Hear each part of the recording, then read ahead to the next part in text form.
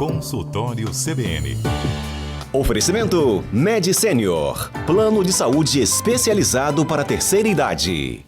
Henrique Bonaldi é um médico que sempre nos ajuda aqui na Rádio CBN para você participar e fazer pergunta. O WhatsApp, Patrícia?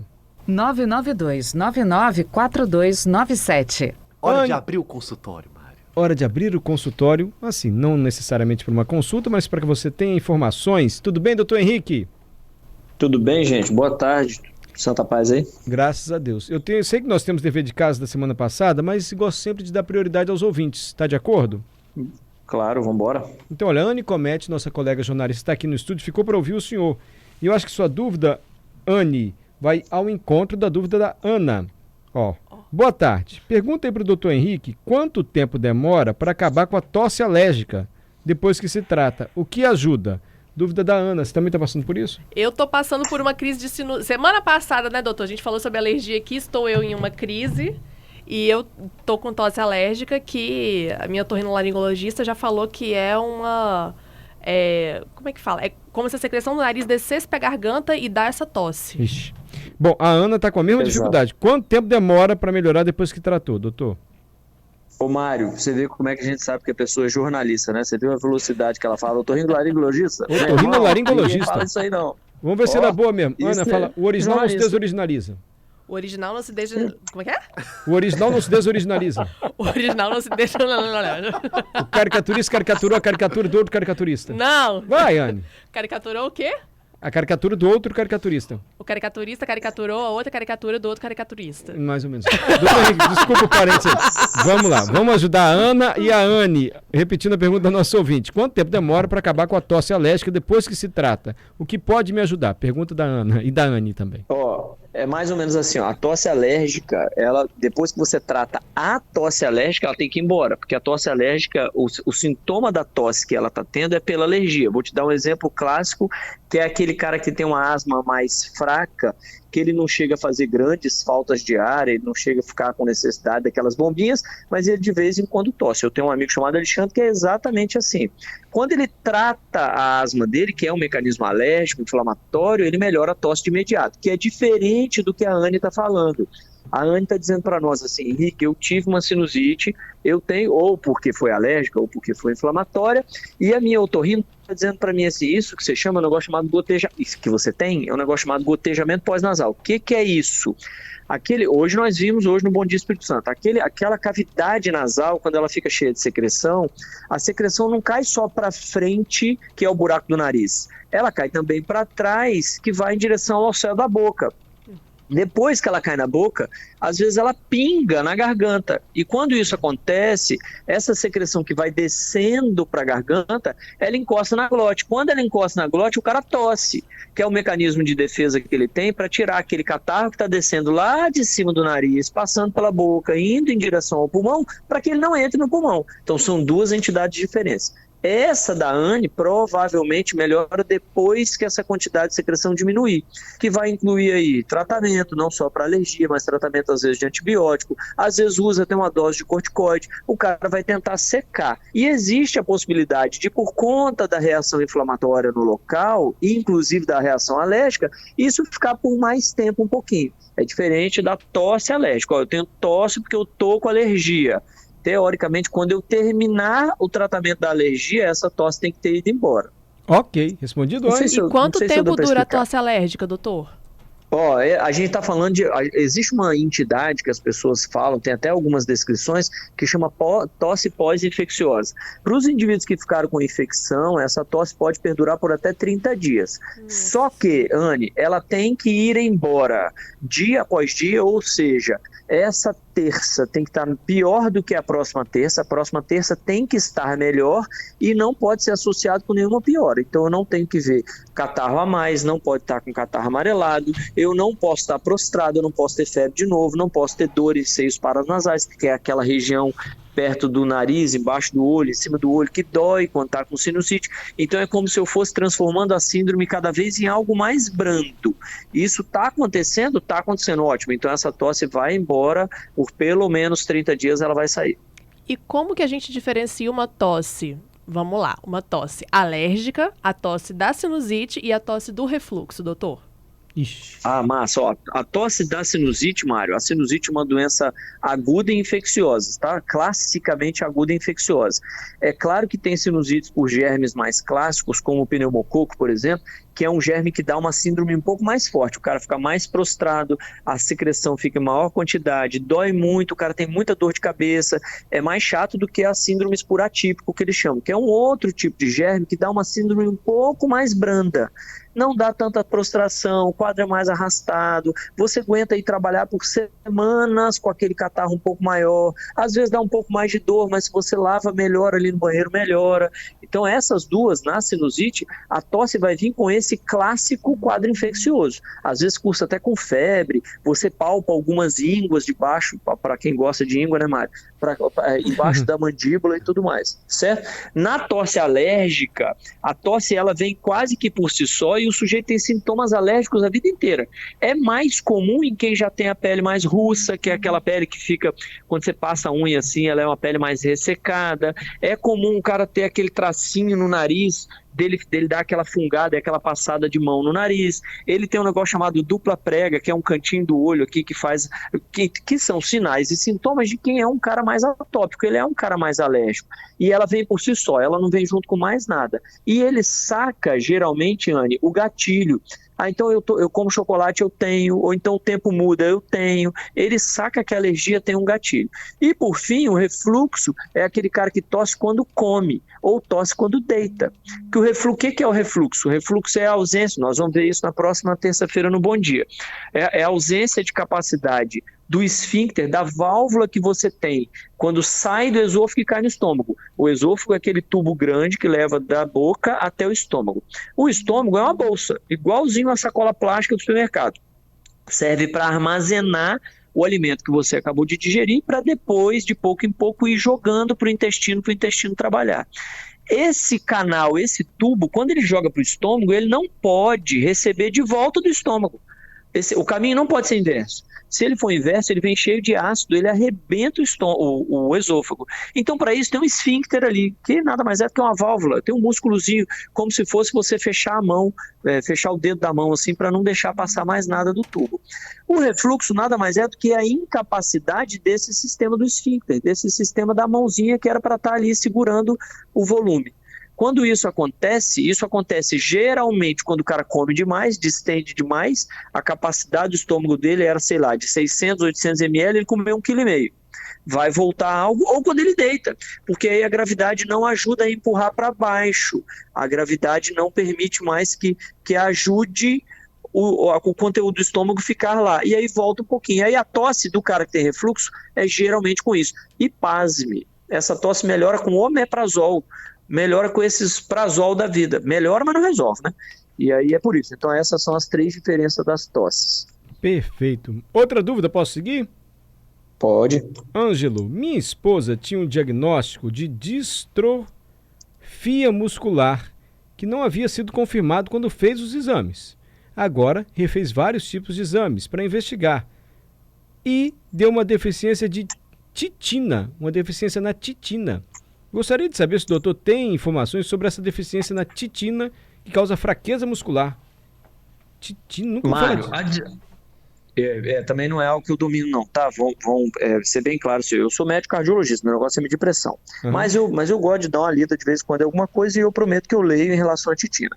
Só deixa eu abrir um parênteses da distrofia muscular. Distrofia, toda vez que a gente tem o prefixo dis, quer dizer que desorganizou, quer dizer que perdeu a função. Não perdeu completamente, mas está disfuncional. O trem está acontecendo do jeito errado. Trofia é o sufixo usado para determinar músculo. Então, toda vez que eu estou falando de hipertrofia, hipotrofia, distrofia, a trofia nada mais é do que a capacidade que eu tenho de gerar músculo, de ter músculo. Distrofia, então, nada mais é do que a incapacidade do músculo se garantir daquela maneira. E, geralmente, a gente está falando de uma doença muscular. Apesar da gente ter músculo nas artérias e nas veias, a gente tem músculo no intestino, a gente tem músculo do coração.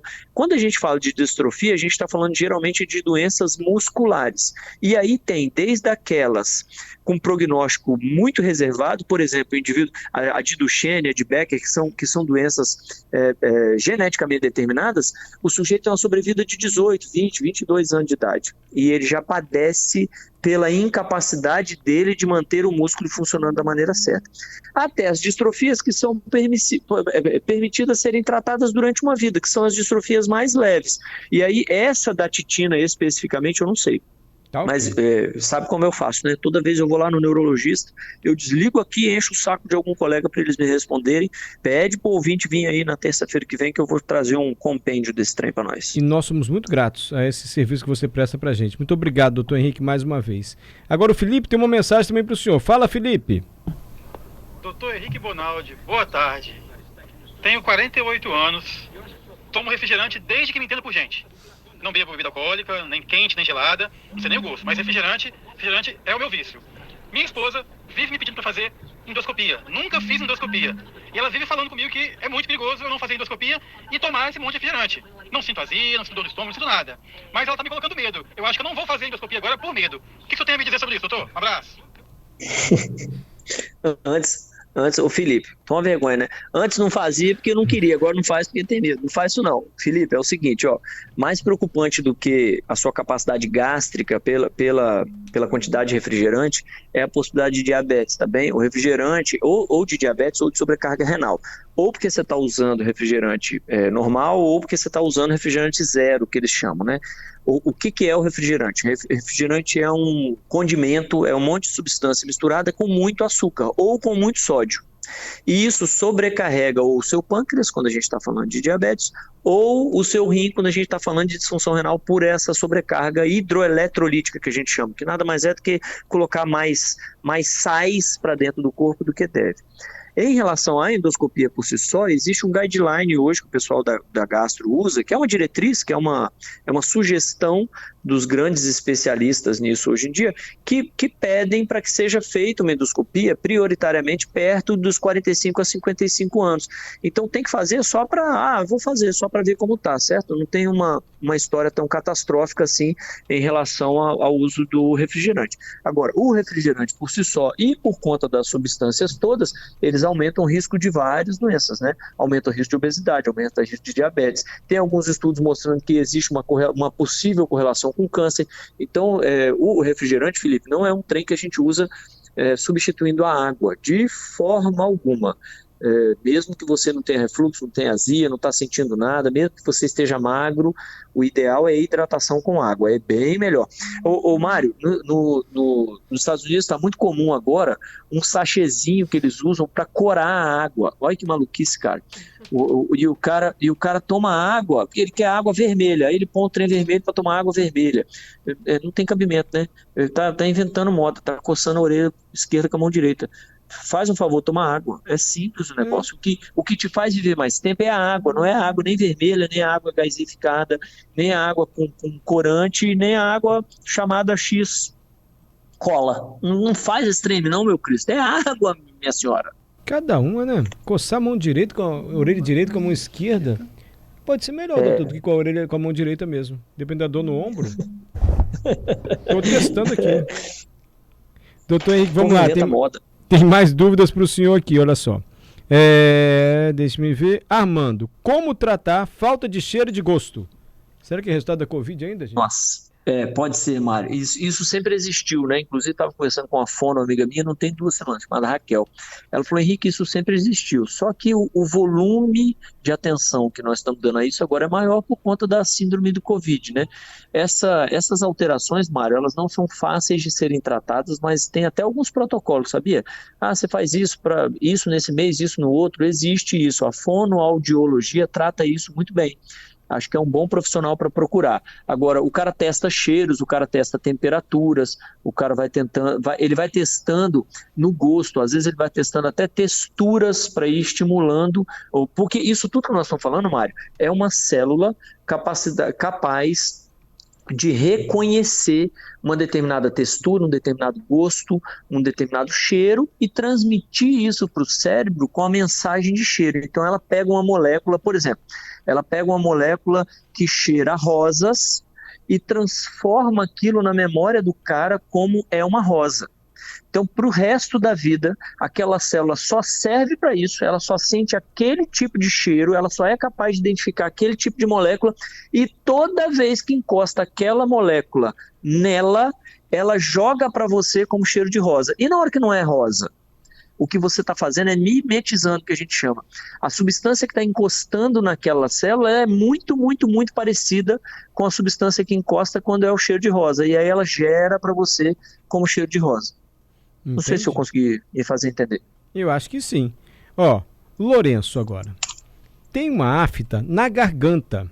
Já tem 2 meses e não sara. Já fiz biópsia. Constatou hiperplasia do epitélio escamoso. Existe algum tratamento para resolver essa lesão crônica? Afta na garganta, coitado. Mário, isso eu nem vou tentar responder, cara. Porque sempre que chega na biópsia, é o médico que pediu a biópsia que tem que comandar isso aí. É ele que tem que coordenar o tratamento disso. Se ele não voltou no médico, ele precisa voltar, porque pode ser, essa hiperplasia pode ser desde algo muito simples a algo potencialmente muito grave. Então tem que voltar lá no médico, mostrar para ele a biópsia. Gente, todo mundo que está me escutando aí agora, Mário, estão sendo sério. A gente perde alguns diagnósticos precoces porque a folha da biópsia ficou na gaveta do cara por 30, 40, 50, 60 dias, 6 meses. Todo mundo que está nos escutando, que conhece alguém que tem uma biópsia que não foi mostrada, vai ligar agora pro sujeito. Não tô alarmando, mas tô alarmando.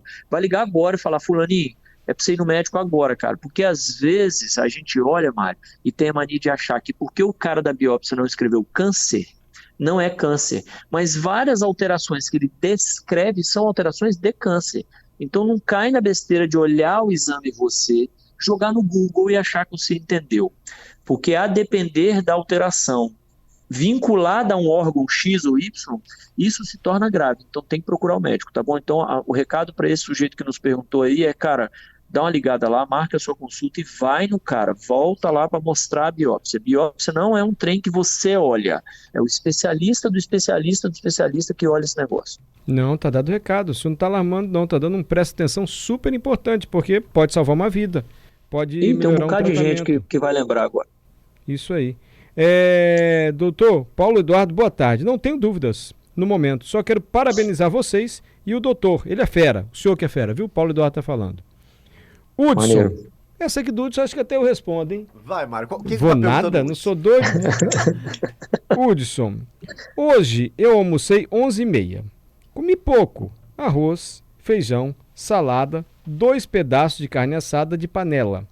Mas até agora não sinto fome. Parece não ter sido feita a digestão completamente. Isso ocorre com frequência. Qual causa provável e ação devo tomar? Fome é um negócio muito individual assim, doutor? Eu posso sentir fome mais cedo? Mário, mas depende da alimentação, viu? Vou fazer um comparativo. No dia que você vai no churrasco, Mário, você sai de lá 4, 5 horas da tarde, depois de se empanturrar de carne, e não chega em casa e come depois de 3 horas. Você vai comer 9, 10, 11 horas da noite, de novo, certo? Quando come, quando não fica, quando já não dorme, meio estragado. Em compensação, quem está fazendo dieta vai lembrar de segunda-feira, né? Ontem é o Dia Mundial da Dieta, né? Do início de dieta. O sujeito que foi lá nesses lugares que vende salada e comeu salada feliz e contente, comeu 6,5 kg de salada meio-dia e 3 ele estava com fome. Por que isso acontece?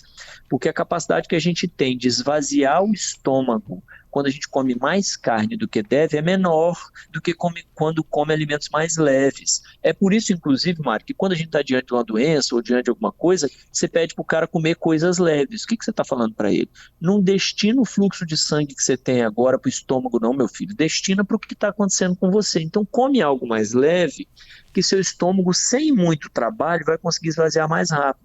Então essa é a ideia. Provavelmente os 2 pedaços de carne que ele comeu, um tinha 850 gramas, o outro tinha 612. E aí o cara fica mesmo mais empanturrado, certo? Aí quer fazer uma dieta. Por isso que quem faz a dieta hiperproteica, às vezes consegue ficar um pouco mais de tempo sem tanta fome. Mas o correto é sempre balancear, viu? Porque dieta hiper qualquer coisa pode dar um problema danado na sua saúde. Vai por mim, chega lá na minha porta depois com insuficiência cardíaca. Cuidado com esse negócio, vai no nutricionista. Ele consegue ajudar bastante. Equilíbrio e moderação. Ficou para a semana que vem a questão da polio o negócio do Tony Ramos, que a gente ia explicar melhor o que aconteceu. E a titina, Mário? E a titina. Titina. E a pergunta do Jean também. Tomar água com gás todo dia faz mal? Eu não tenho pressão alta. Semana que vem a gente responde, que já são 5 da tarde. Henrique Show Bonaldi, demais. médico, gentileza em pessoa. Obrigado pela participação, hein? Vão com Deus, gente. Boa Quer semana pra agradecer todo ao mundo. médico, Anny? Você falou que adora a participação Eu do Henrique. quero mandar um beijo pro doutor Henrique, eu adoro ele. Ele é um excelente fonte, excelente entrevistado. Ganhou o Obrigado, viu, Anny? E Obrigado mesmo. médico também, né? Primeiro tem que ser médico Lógico, bom, né? lógico, um ser humano fantástico. Eu sou fã do doutor Henrique. Valeu. Tchau, Henrique.